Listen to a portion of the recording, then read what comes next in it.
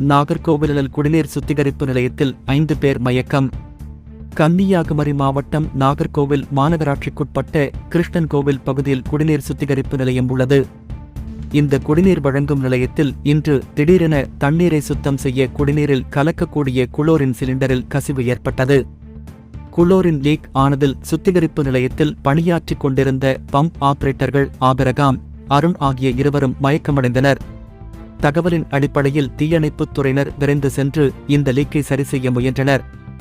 அப்போது தீயணைப்புத் துறையைச் சேர்ந்த வரதராஜன், கருப்பசாமி, சுயம்பு சுப்பராமன் ஆகிய 3 தீயணைப்பு படை வீரர்களும் மயக்கமடைந்தனர்.